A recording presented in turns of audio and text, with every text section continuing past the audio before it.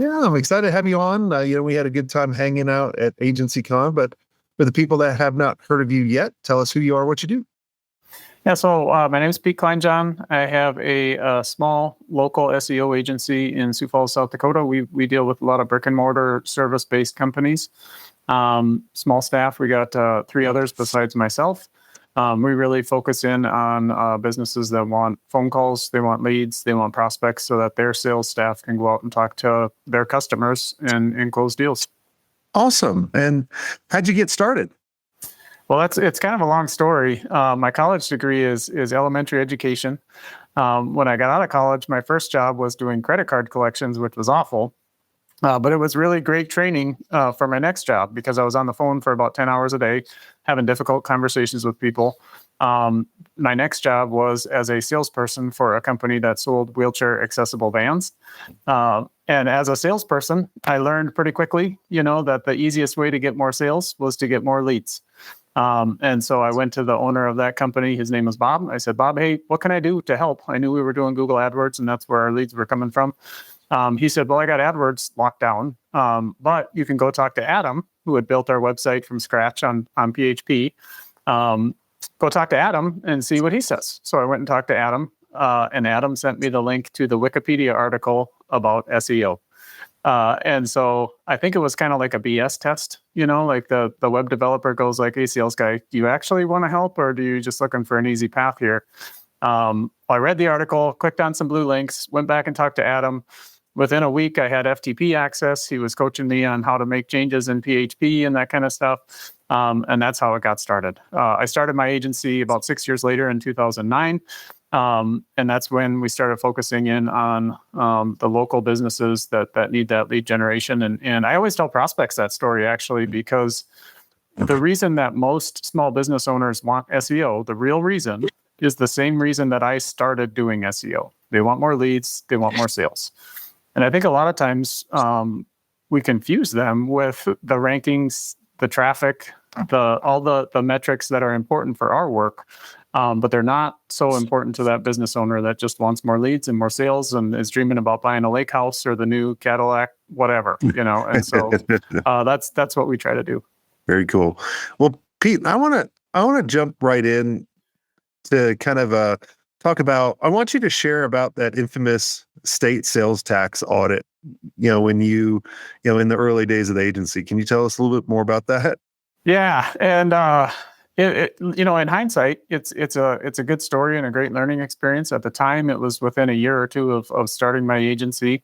You get that letter from the State Department of Revenue that says like, hey, and by the way, they didn't call it an audit. They were very explicit that this is a sales tax review. So if it was a review, but not an audit, I'd hate to go through an actual audit. But basically what happened is we were doing SEO and they came to us and said like, hey, and in my state, marketing services are not taxable. Consulting services are taxable, but not marketing services. And so I thought to myself, I'm doing marketing. Wait, consulting services are taxable? Yeah.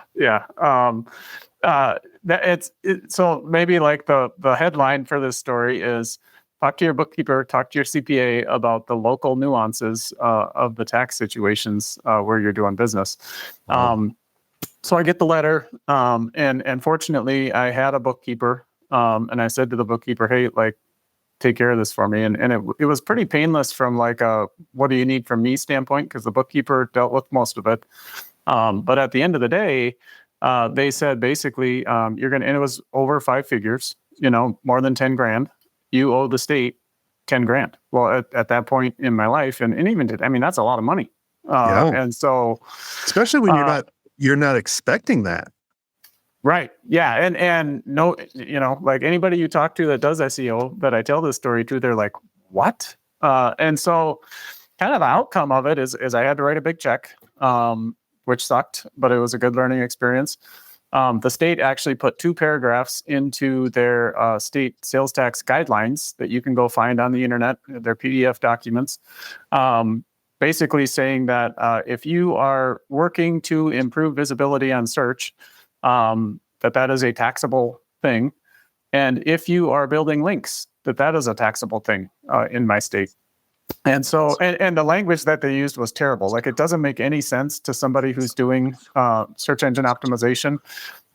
Some of the language is like, if you are placing links on an internet mall, uh, blah, blah, blah, blah, blah. Well, what the heck is an internet mall? Is this like 1994 where we're still trying to figure out what things are I called? think they were still using dial-up and Prodigy, if you remember Yeah. that. And who knows? Like, maybe there's some sort of legislation down buried deep somewhere in the thousands and thousands of pages of legislation that's what it's called legally, is it's an internet mall. I don't know, but that's what it was. And so basically what it was that kind of triggered all this, and we were charging sales tax on some things. We had a sales tax license, so they knew about us and all that stuff. It was listings, citations, where we were placing citations and paying for it and charging our customers for that. Well, the citation service wasn't charging us sales tax, but we were supposed to charge our customers sales tax who were in the same state as us. And so if they're out-of-state people, there's different circumstances. Like I say, like, every locality, and probably even down to the city level, has different sales tax requirements and arrangements. If you're using something like Stripe or something like that, like, it's probably automatically figured out. You'll find out someday when you have a sales tax review. So if you get a call for a sales tax review, don't call them back. Right. Yeah. And the thing is too, is like, the way I did it, I think a lot of businesses would go back to their customers and say like, hey, we didn't charge you sales tax for this. I got to charge you sales tax. I didn't do it that way. I just paid it because I don't think that's fair, right? Like, if we messed up and we didn't charge it, especially after months or a year, that's not fair for the customer to get hit with that. Right. I don't think so either. And so we didn't. And we were in a position where, like, it hurt, it wasn't a great thing to write that check, but we could do it. And the state gave us a little bit of a credit because we did it all at once and that kind of stuff. So it turned out okay. And really, like, it made us smarter and better, and that kind of stuff. One of those learning experiences, but it was definitely an eye opener. And even to this day, like, I wouldn't say that I understand sales tax, and that kind of stuff fully, but maybe, like, the moral of the story is you want those team members who do, or if they don't understand it, they're capable of learning it and guiding you through that process. Maybe a lot like SEO is like, hey, what are you going to do for SEO in month 5? Well, we're not in month 5 yet. Like, we got a roadmap and we got a plan, but also we're going to discover some things, and they might need to be addressed before the thing in the plan for month 5. And so the bookkeeper, the CPA, those types of people are the resource that, like, they're the experts. I'm going to do what they tell me to do. And then if something hits the fan, they'll help me through that process too. So what are the services that are not on sales tax that you do? I'm just so blown away by this. And I think everyone else listening to this, and look, the funny thing is like, we're talking about, like, taxes, and Pete's an agency owner. He has nothing, like, he's not even that CPA, which I've had CPAs on, and we've never talked about this. So, well, it'd be a great question for a CPA from a different part of the country.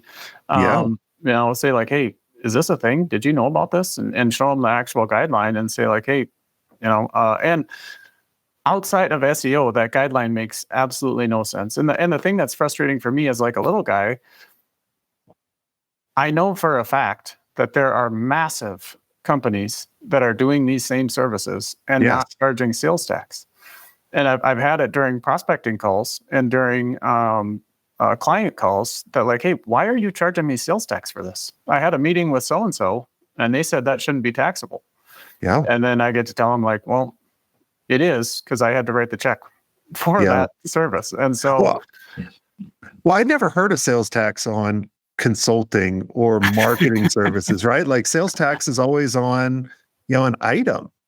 That's how I've always looked at it. Yeah. Outside of all the sales tax that I've charged for my clients over the past 7 years, is that the as long as they can go back? Well, I don't know, and that's really the bottom line answer is I don't know, and I've learned some things, and I have a feel for some things, but I go to the people who do know when it's time to ask those questions, and I think too that, like, it's different in every area. So really, you got to talk to somebody from that area to figure it out and try to navigate through it. Yeah, I'm glad my town I live in is like 800 people. So the tax code is not that big, but then in the county, obviously, it's a lot bigger. So Well, and I think it's speculative, but the state that I live in, we don't have income tax, and so they make up for it. They still need the revenue. I think they make up for it in other ways, and so that's one of the ways. Well, I was listening to something online. I think it was Elon Musk that said it. And I'm not going to say I agree with him or disagree with him because this is not a political podcast. But I just thought it was really interesting. He was like, look, the government's taxing us on stuff we buy, on stuff we own, and what we make. And I never thought about it that way. Right? Like you're like, holy cow, like how much money, you know, are they taking from me? Right? Like, yeah, you don't want to think when you think about it. You don't want to think about it too long or too hard, or you send yourself off the deep end. But yeah, I mean, and it's reality. You're going to pay one way or another, and that's really kind of the conclusion that I've come to is like when you get that letter, okay, tell me what to do, and I'll do it, and then we'll move on. Because and maybe another little wrinkle in this story is my brother is an attorney, and I asked him, free legal advice from your brother, like, hey, what's the deal here? Should I fight this or not? And he knew the amount that they were saying. He said, here's the deal. You can pay a lawyer to fight it, and the state will probably fight you all the way to the Supreme Court. Really? Well, to give you an idea, Jason, and I believe this is true. The reason that Amazon, online sellers, eBay, like those types of places, the reason that they charge sales tax now is because the attorney general in my state sued for that and took them all the way to the United States Supreme Court, and basically said, hey, my state is missing out on sales tax revenue. These companies are operating outside the bounds of the law in my state. They need to pay sales tax. And that goes back to, again, we don't have income tax, so they're more aggressive on other areas of tax to make up for that revenue. So it's kind of complicated. I'm not an expert by any means. It's something that I experienced. Wasn't fun at the time, and there were sleepless nights and stuff, which is so silly. Like looking back on it, the things that would have broke me 10 years ago are just you shake it off now and you move on to the next thing. So it was an experience. Well, I'm glad that you look back at it on that way. And I think when we're all going through money challenges, right? Especially owning an agency for as long as we have, you're going to go through ups and downs. Like it's never going to be done in rainbows all the time. And a lot of times how I was is when things are great, like in the back of my mind, I was like, what's around the fucking corner? I was like, what's gonna jump up and bite me? Like, what is it? And what I've realized in my older and wisdom days, now that I'm gray and decrepit, like I just had toe surgery. And so I'm hobbling around for the past 3 weeks and 4 weeks, can't do anything that I want to do anymore.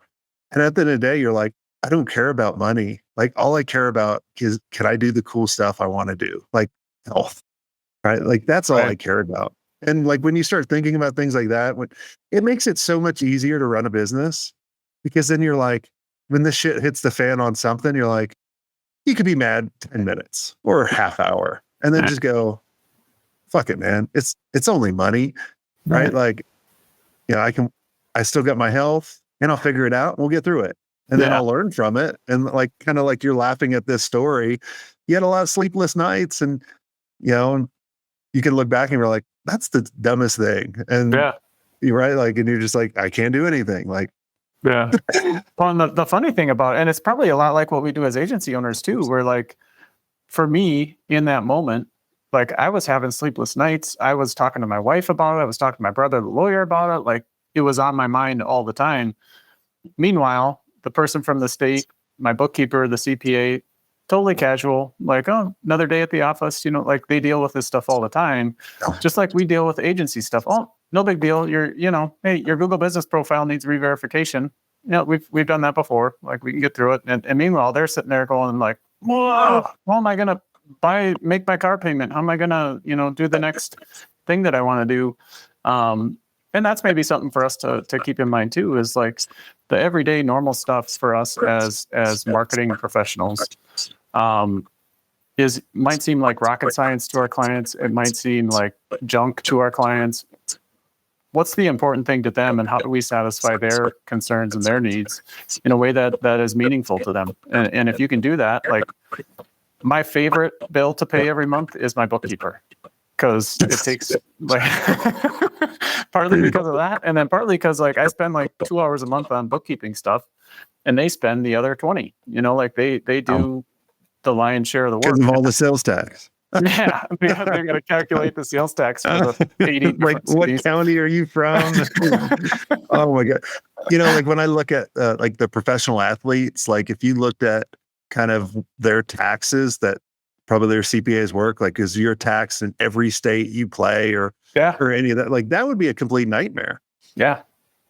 So be like, I'm not playing in that state anymore. and really though, like maybe that's an analogy worth thinking about. Is like, hey, if you've got a bigger footprint than your locality, if you're working with people in different parts of the country or different countries, these are things that maybe you need to have conversations with people who know about these things, to make sure that you understand what you're with. Because my bill was 10 grand. What if it was 100 grand? What if it was $1 million? Like all of a sudden, these are bigger issues, and you got to lay people off to pay an income tax bill. Like, be changing the company name really quick. Somewhere else. Yeah. But a lot of times those taxes are tied to you personally too. So you're like, I never even thought about it for international, right? Especially now with everyone, I guarantee you that's probably coming, because people probably think of us as like that Amazon, right? Yeah. People are coming in. You're not paying, like, especially with the crazy stuff going on right now, with the tariffs and all that kind of stuff. So who knows? Yeah. You just got to surround yourself with the right people that know it, and not try to know everything. That's what I've learned over the years. Like I can't know everything. I don't want to know everything, but I'm going to put the right people in the right seat that know the things that they're supposed to protect us. And then if we make a mistake, we make a mistake. Right? That's it. I've had questions. I know a lot of people in marketing, they use VAs and that kind of stuff. And with the tariff situation, is that a concern now? Will it be a concern in a month? Like what's that landscape going to look like? And we don't really use VAs at all in my agency, but if we did, and all of a sudden, they put 100% tariff on service work from overseas, that's kind of a game changer for it. 100% means you double your payroll, basically. And that throws a lot of math off when that happens. Yeah. I just think too, you can't worry about things you can't control. Right. And I was watching this interview. I don't think Jeff Bezos has done many interviews, but he basically said, look, you're not asking the right question, because the interviewer was like, what's going to change in the next 5 years? He's like, that's not the question I wish you asked me. I wish you asked me what's not going to change. Yeah. And that's a question. As soon as I heard that, I met with our mastermind. I told them the same thing, because a lot of times on the mastermind, we're always talking about, what are the things going to change and that kind of stuff. I said, no, guys, let's talk about what are the things that are going to not change in your business. AI is going to make changes, all that kind of stuff. But what are the things that are not going to change? And worry about that. Yep. Your clients are always going to want results. Your clients are always going to want to talk to people. Your clients are always going to want to tell you a problem and you have the solution, right? Like they're going to want things on time. They're going to want things faster, right? Like think of all the things that aren't going to change and you focus on that. Yep. Right? Yeah. Like the tool you can control. the tools in your box are going to change, but you're still working on cars. It's or space cars. I don't. Who knows? Yeah, space cars. Yeah. There was one I saw, Pete. Now who knows? Because like there's so much made up shit with AI, right? But they were like, here's the first $1 million flying car, right? And it has like the wings fold out and I'm like, and I'm a private pilot, so that kind of scares me. Like, you don't need a, a license, a pilot's license to fly this. So I'm like, man, you're going to fly into airspace you're not supposed to. You're not going to have the right technology that we look for, so we don't run into each other. But I was like, oh my god, like this is crazy. So who knows if it was AI, but And it's maybe a little conspiratorial or whatever. I've thought a little bit about the AI stuff that we're doing, and like, we had like the Industrial Revolution, and we're coming out of the information age. What's next? And people, well, it's the AI age or the intelligence age, or what. I kind of am thinking of it as like the artificial age, where the only stuff that is real is the stuff that you see with your own eyeballs, the stuff that you touch with your own hands, and anything you see on a screen, you got to think in the back of your mind, like this might be completely fake. Well, there's technology I'm using right now that I can put the script, and I can upload 2 or 3 minutes of me, my voice, my mannerisms. You would have a hard time figuring out which is which. Yep. And I was like, I was really excited, and then I'm like, oh my gosh. Like, I was real excited because, my team's always worried that, when I'm doing the dangerous stuff, I die, then the company dies. And I'm like, no. Like, you can continue. Like, this is how you continue. Yeah. My lips may just look a little different. Right? You could tell a little bit. But well, and the crazy thing is, like, hey, Jason's doing that with one guy, with himself. Like, what's stopping you from doing it with 10 avatars, with 100 avatars, with 1,000 avatars, with 100,000 avatars? Like, the only thing that's stopping you is resources. And well, the thing I haven't talked about yet, and I think this is a good time. I appreciate you bringing that up. So I always tell people that you need to be the face of the organization, and you need to build up your team, right? Like, to be known, kind of like The Office. If you think about, like, everyone knows those characters. Yeah. But especially with all these, and there are things on social media right now that you don't know that is AI, like images, and you're liking it. You're probably engaging with them. I'm not on this site, but I've read an article on this, the OnlyFans or whatever, where they have OnlyFans that are probably all AI, and you don't even know it, right? I know people who have them. Yeah, so the AI influencers are here, and they're only going to get bigger and bigger. So why are you not starting to create that for your agency now, right? Because think about this. There was a podcast I used to listen to called Conversion Cast. It was Lead Pages, and it was Tim Page that was the host. And I was on the show a bunch, and just loved that podcast, right? It was like really snippets, like, of really cool things you could take away. Now, I always associated Tim to Lead Pages because I thought he was the owner, but it wasn't. Clay was the owner. And then when Tim left, that podcast kind of went down. So what if you start creating these, like an AI, influencer for your agency, especially for the shy agency owners that don't like to see that. And look, no one likes to hear. I have these fancy headphones I got, right? I'm showing it on the video. I got to use them for the podcast, but I hear my voice and it just messes me up. I'm like, no, like, everyone hates their voice. Everyone hates what they look like on video. So to create an AI influencer that you can control, like, why not? Well, and here's where mine goes with that, Jason. So I've been in SEO since 2003-ish. I've seen a lot of Google algorithms. Old man. You're old man. Yeah, exactly. But there's been a lot of Google algorithm updates in that time period. There have been a lot of things that were once okay, and you didn't get penalized for, or any kind of repercussions for, that a year down the road were black hat, and you could get penalized for. Yeah.